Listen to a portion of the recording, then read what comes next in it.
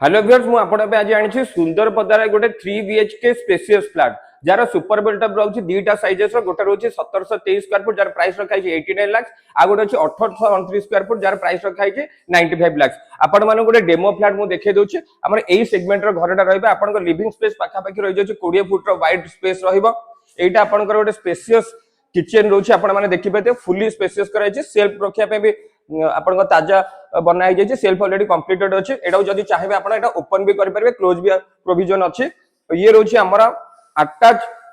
Toilet सहित master bedroom हां आपनकर एई पटे रोची गोटे कॉमन टॉयलेट रोची एपटे बेडरूम नंबर 2 रोची तो एठी आपनका बेडरूम नंबर 3 रोची आ बेडरूम नंबर 3 सहित आपण बालकनी स्पेस रे हम गोटे स्पेस प्रोवाइड करछि जोटी आपनकर पूजा घर आपण तयारी करि परिबे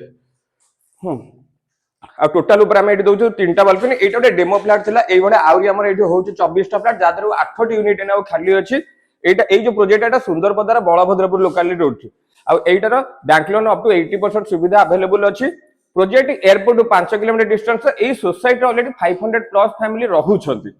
सो ए बिग सोसाइटी गोटे मेंबर हेबा पे दिया इथा नंबर एटा कॉल करंतु आ हमर प्रोजेक्ट को साइट विजिट करंतु।